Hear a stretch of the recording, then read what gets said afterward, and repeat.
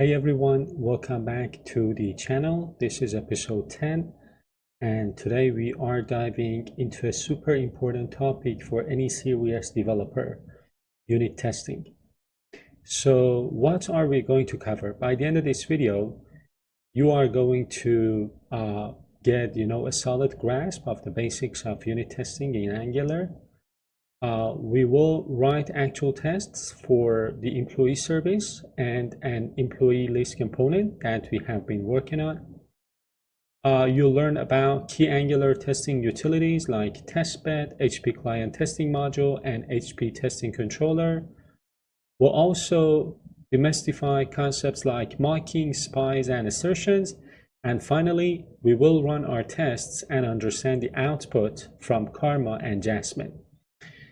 Now, one thing that I would like to tell you up front is that if you're really passionate about testing or want to see how it's done in other frameworks, don't forget to check out my Testing in React Applications playlist. This is the playlist that I am talking about. I'll put a link to this playlist right here on the screen and down in the video description. So let's get started with the first step of what we are going to do. So when you create a new Angular application using Angular CLI, it automatically sets up a full testing environment for you. So you don't have to install a bunch of libraries yourself, which is really great. So the key players here are these. First, you've got Karma, which is the test runner. So think of it as the engine that runs your tests in a browser environment. Then you've got Jasmine. Jasmine is your testing framework. So this is what gives you the syntax that you will use to write your tests with functions like describe and it, which we will discover soon. Then you've got testbed. So testbed is a special utility provided by Angular itself. We will use this to create and configure a test module that mirrors how our real application module works. And finally, HP client testing module, which we'll use to mock HP requests, so we don't have to hit a real server every time we run a test. Now let's continue and talk about running specific tests. So if you have a huge application, you don't want to run all of your tests every single time you make a small change, right? So the ng test command, as you can see here, is very powerful, and you can tell it to only run specific tests. For example, you can use this include flag with a global pattern to run, for example, only the tests for the employee list component. So you'd kind of say, include employee list component.spec.ts, which means only execute the tests in this code file. And if you need to run tests for multiple files, you can just add another include, flag, as you can see here. So yeah, this is really, useful. This is a really handy trick to speed up your development workflow. Let's do something now. Let's run this test. Let's run the test that we have for employee list component. So inside of the employee list component, employee list spec, you see that we have one single test. And this single test is kind of checking whether the component is correctly created. I am going to open up an instance of my terminal and run this test. So I am going to give it a second. Karma, which is our test runner, will open up my browser, as you can see, but unfortunately the test fails. And as you can see here, it has to do with, HP client.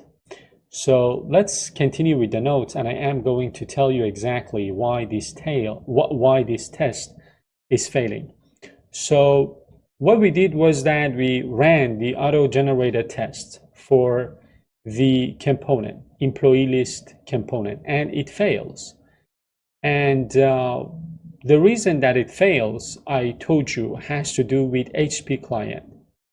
Why does it happen again? So our component, our employee list component, uses the employee service component, and employee service uses HP client to send a request to the backend API. So we're kind of using DI, or dependency injection, inside of Angular to resolve our dependency in our service. This is the code, right? Now, when our test module is set up with test configuration, test bed, that configure testing module, we're not providing anything that knows how to create an HP client. So the test runner tries to instantiate employee service, sees the dependency on HP client, can't find a provider for it, and of course throws that null injection or null injector error. And this is what is happening right now, but the fix is easy. It is not that difficult. The fix is straightforward. What we need to do in our test setup phase, in this block of code, right? The thing that we need to do in the test setup is to provide a mock version of the HP client. So the classic way to do this is by importing HP client testing module, as you can see here. And then inside of the before each block, you want to import the HP client testing module. So let me go ahead and do that. Let's do something. Let's test the employee service and see that, employee service spec file. This file, if I run this test, it will fail again for the same reason. And of course, as I told you, employee service is using HP client. So you remember that this service is using HP, right? In order to take a look at this, constructor injection, in order to communicate with our backend API. So it will again fail. Now, what we need to do for the employee service, this is the employee service test. First, as I told you, we need to update this before each, piece of code. So let me turn off my suggestions and then write a new version for before each.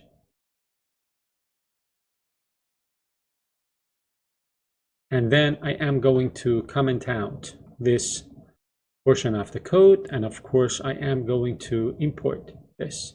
But as you can see, this HP client testing module is deprecated. At the time of recording, the HP client testing module is deprecated. So what are we supposed to do then? Let me take you back to my notes and talk about this. So again, when it comes to newer version of Angular, you might get a deprecation warning. And the Angular team is always making improvements, of course, and they've recently introduced a new and preferred way to handle this. And the new way is to use the provide HP client testing function.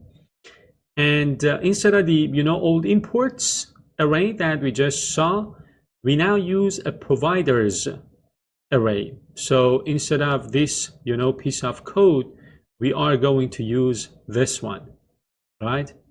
So we are going to use a providers array inside of our test bed configuration. We'll add provide HP client to provide the real HP client, and then provide HP client testing to provide the testing backend that intercepts the requests. So this is the new preferred method, and of course it removes that deprecation warning.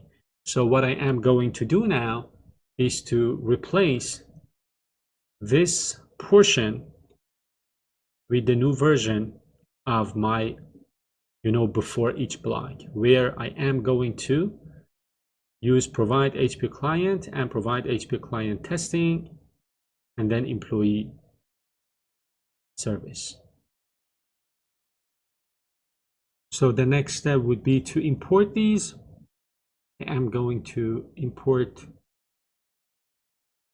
these into the file. I am going to get rid of these two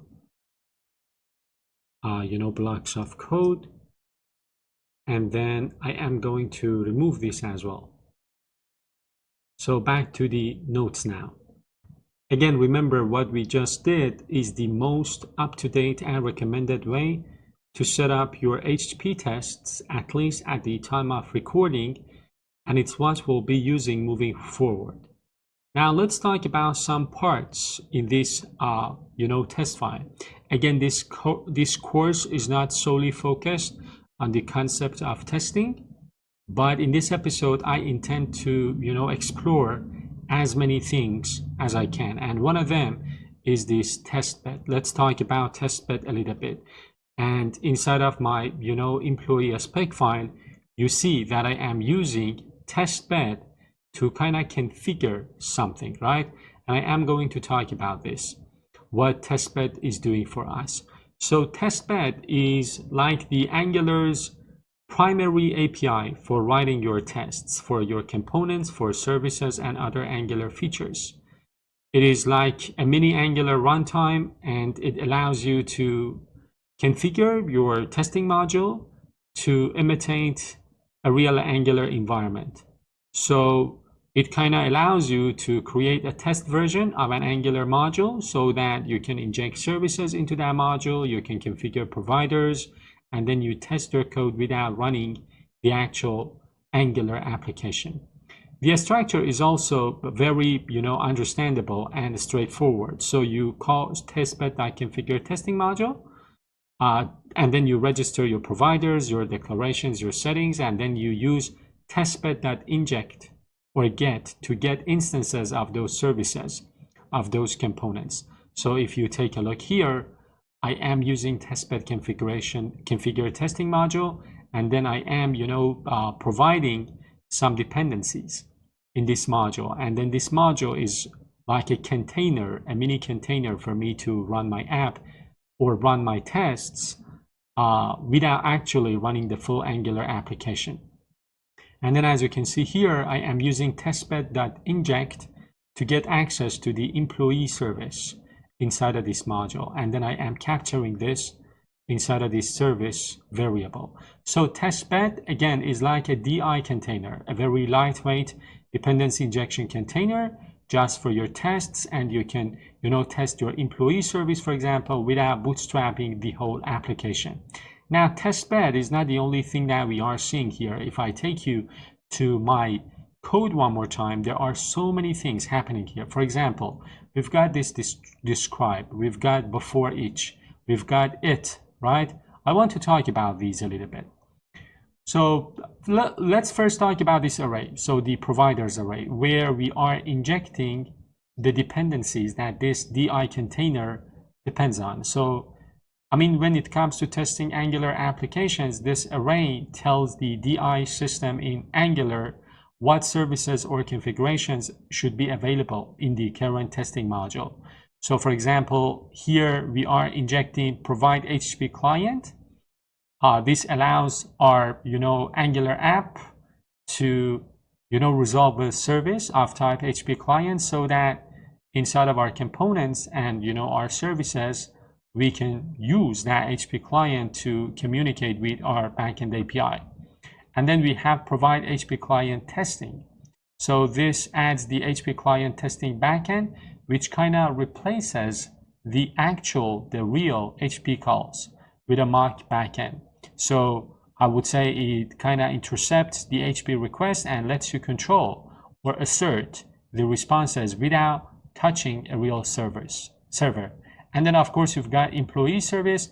Employee service is the service under test, the service that we are testing. That service has a dependency on HTTP client, and it tells the dependency injection system in Angular to provide an instance of employee service so that the test can actually test that type. Another thing, after the providers array inside of our testbed.configure testing module is the describe section, or the describe function. Let's talk about describe. So describe is a Jasmine function. So Jasmine is like your testing framework, right? It is used to define the test suite. So when I said test suite, I mean like a collection of related tests. It's essentially like a container for your related tests, right? So for example, you can group related tests across inside of a describe, function, so that they share the same setup code and they run in a very organized way. Another thing that I would like to, point out about Describe, and you can see that here as well, is that Describe basically, takes two parameters. So it takes two arguments, right? A string that describes what you're testing, like, employee service, and a callback function that holds all the tests for that suite. So everything inside this describe block is related to testing the employee service. The next part is before each. So what is this before each, right? Again, before each is what's called a Jasmine lifecycle hook. This code runs before each single test. So inside of the describe block, you use this, it function, right, to create a test case. And before each test case, you can run a piece of setup code, right? And this piece of setup code is encapsulated using the before each. So this code runs before each single test. And then the purpose of this before each is to give each test a clean slate. For example, we'll use it to configure our testbed and create fresh instances of our service and mock utilities before each test runs. So this ensures that one test state doesn't affect another's. And finally, we've got this it, which we use to kind of create a test case. So the it block defines an individual test case. This is where you actually write the code to verify a single behavior. It also takes a descriptive string and a callback function. So two input arguments. For example, the name here is should be created. Another name could be should fetch employees. And the name has to clearly state what this specific test case is supposed to test. And inside, the second argument, we are going to do whatever we want to test the behavior. So we will, call our service method, for example, and then test and then use some assertions to check if the result is what we expect. So I wanted to talk about before each, I wanted to talk about it, and now let's test the employee service. So inside of our employee service, let me take a look at my, Karma test runner. The test runner is showing this error for employee list, component. But we are working on the employee service for now. So what I am going to do is I'm going to close this and get back to my application. And what I want to do is to run the test, so this single test for the employee service class. So what I am going to do is to run my tests for the employee service. So the employee service has one test for now. And you see that this test passes now. The reason is that we have correctly set up the dependency of this service on the HP client. So the single, test that we have in this service is passing, but that's not finished. We want to write another test as well. So let's get to the notes. What we intend to do now is to, as I said, get our hands dirty and write a new test case for the employee service class. We are going to verify that it gets its get employees function or method works correctly. So if you remember, the employee service has this method called get employees that is going to get some employees from a backend API. So we want to, write a test for that. And there are some things that I would like to, explain. First, we've got these two lines of code. So we've got, the service, which is the employee service, and then we've got this HP testing controller, and then we are initializing these two here using the testbed inject that I, talked about. We are, getting the employee service and HP testing controller, and we are capturing these in our, service and HP mock variables. So let's go ahead and do these first. So I am going to create my employee service. I'm going to get rid of this. So my employee service and my HP testing controller. Let me import this. And then after we have done the configuration thing, so I'm gonna, do the service as well as the, HP mock. So right now we have, an instance of HP testing controller, which we are going to use to send some, to set up some kind of mock requests to our backend API. And this is the new test that we are going to write. And I am going to write it, and then I am going to come back and talk about it. So if you take a look here, we are inside of this, describe block, and then we are going to run this before each test case. And this is one test case that we have here, and we are going to write the second test case. So this test case is going to test the get employees method from our, service, and it's going to verify that this method correctly returns a list of employees. And remember, this is unit testing. This is not like, integration testing. And of course, I need to import this as well. And then let's get to the notes and talk about these. So let's break down exactly what's happening in this new test case. We start by defining some dummy employees, right? So some dummy employees. This is, again, the data we expect our API to return. Again, remember, this is a unit test. This is not an integration test. We are setting some mock data. Then we call our service method. The service method is get employees. So service.getEmployees, and we subscribe to the observable it returns. Inside the subscription, this is where we'll write our assertions to check out the return data. We'll expect the length to be 2 and the data to be equal to our dummy data. So let's take a look at the code here so that you guys better understand what I'm talking about. Again, this is the dummy data that I talked about. So dummy employees, this is the data that we expect our API to return. Then we are calling the get employees from our service. We are subscribing to that because it returns an observable. And inside the subscription, we are going to write our assertions using expect.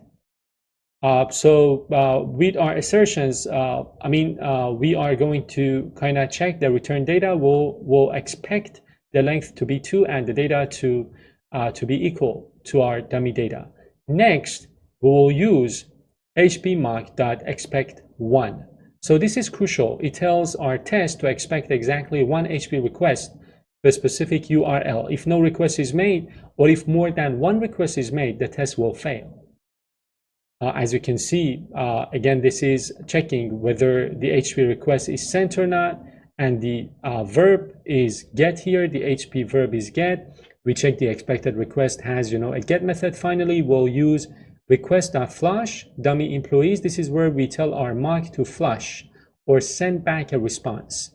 So we're kind of simulating the API responding with our dummy data, which then triggers the subscription callback we set up earlier and our assertions run. This is a great example of a complete unit test for a service method that makes an HTTP call.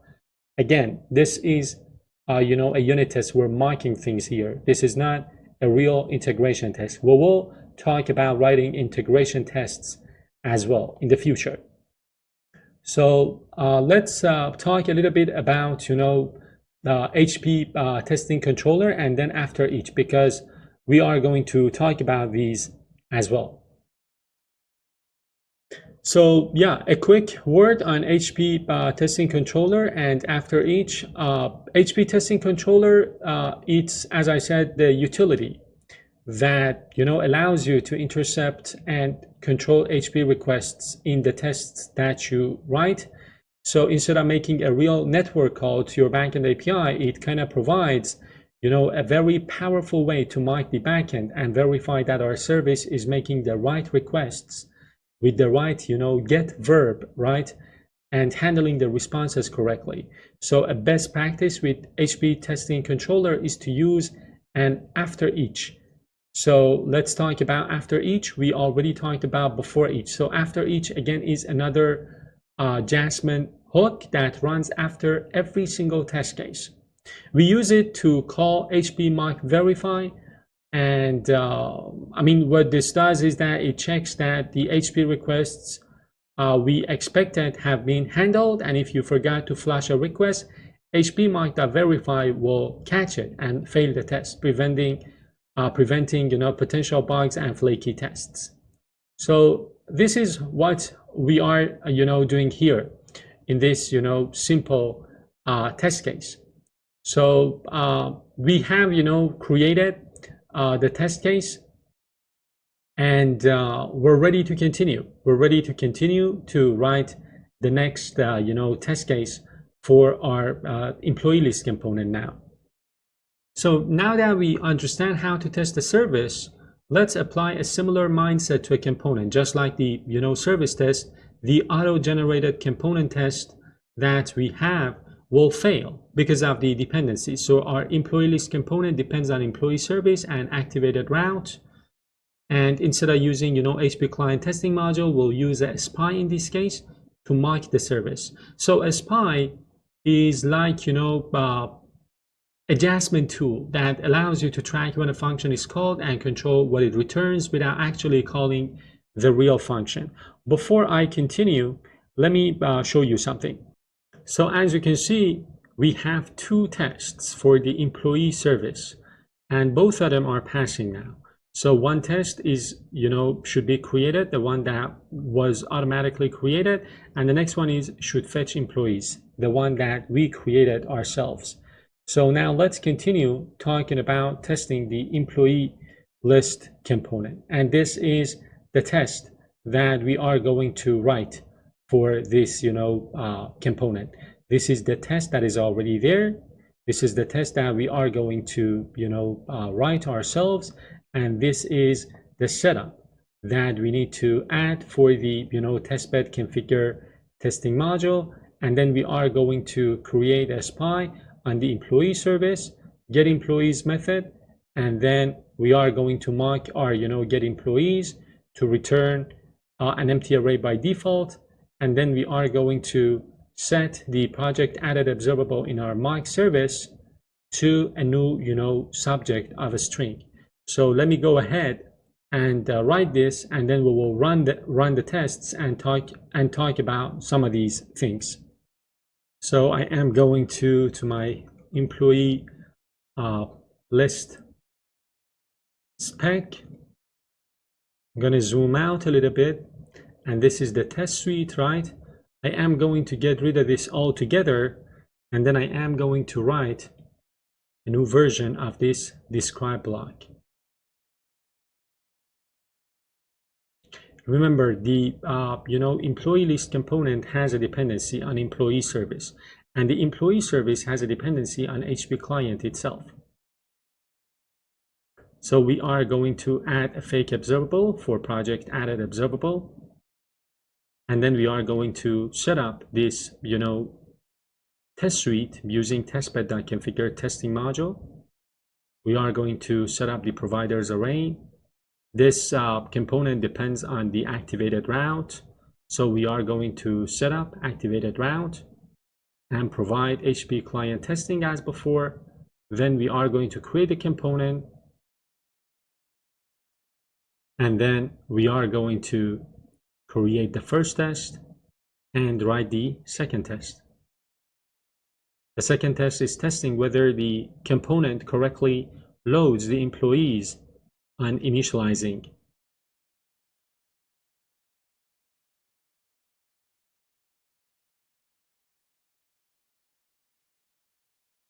So let me import the things that I need to import and then talk about these. So I need to import of, which is an operator from ArcGIS. I need to import activated route. I need to import provide HP client testing, and of course the employee type.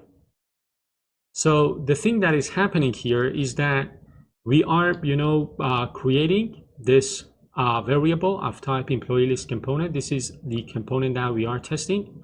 Sometimes it is called component under test. We've got our fixture, a component fixture of type employee list, component, and then we've got a mocked version of employee service created using Jasmine.spy object. So this will allow us to kind of verify whether like a method in our service has been called or not. So before each block here, we are, initializing the mock service, employee service, and then the methods we want to kind of create a spy on, like get employees and add employee. Then we are going to make our mock service return a default value of an empty array. Remember, get employees returns an observable, and in this case, I wanted to return an empty observable by default. And then we are going to set, a kind of mock version of an observable to this project added observable coming from our mock service. Now for the, configuration part, again, as before, we are importing employee list component inside of the providers array, which we already discussed. We are importing, employee service, and we are passing the mock service for this employee service because the list component depends on this employee service. The component also depends on activated route, which we are setting up here, and then provide HP client testing as before. Then we are, initializing the fixture. We are using testbed.create component and the component we want to test. And then component is, equal to fixture.component instance. Now that we have the component, we can test whether this component is corrected, it is correctly created. So this is the first test case, the test case that was already here. And then the next test case is testing whether the component correctly loads the employees when it is initialized. So again, this is a unit test. This is not an integration test. We are creating an array of dummy data.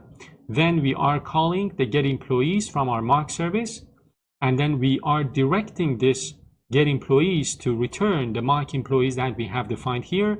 We have the same idea in testing in C# with XUnit, for example. With mock or mock-u, we can set up the methods of our dependencies. Then we are, detecting the changes, fixture.detect changes, and we are writing our assertions. So one assertion is that the employees array inside of our component should have one element inside of it, this element. And then another assertion is that the name for that first employee has to be Alice. Now, what I am going to do is to run the tests. So both the tests for this component, so 2 tests for employee list component and 2 tests for the service, the employee service. So 4 tests in total. I am going to run them and see if they fail or pass. So I ran the tests inside of these 2 files. So as you can see, I'm using the include flag for employee list spec file and employee service spec file. So a total of 4 tests. Now let me take a look at the tests. As you can see, I have 4 specs or 4 tests, 0 failures. All of them are passing. 2 of them are for the employee service. 2 of them are for the employee list component. And that's just the beginning of unit testing. And there is still a lot to learn. I just wanted to give you like a brief overview of writing tests for your Angular service classes and components. So we have run them and we have seen that they all pass. Let's get to the summary and I'll talk about the things that we covered in this episode. So it was quite a journey, by now, I think you should have, a much better understanding of unit testing in Angular. So to recap, in this episode, we learned how to use testbed to configure a testing module, a lightweight testing module. Remember, testbed is the lightweight testing module that you can register your dependencies inside for your tests to execute without you needing to run the full Angular application. And then we learned how to mock HP calls using the new HP provide HP client testing and HP testing controller. We used spies on our service to mock our service methods when testing components. You want to mock your services that the components rely on or depend on, and you want to create a spies on them. And we kind of understand the automated unit tests. We understand the basics of Karma and Jasmine. Karma is the test runner. Jasmine is like your testing framework, and they both work hand in hand to allow you to run and interpret your tests. And I think most importantly, you now know how automated tests can be executed in your Angular applications. So I hope this was a helpful and clear guide to testing your Angular apps. As always, if you've got any questions, feel free to drop them in the comments below, and I will see you in the next episode.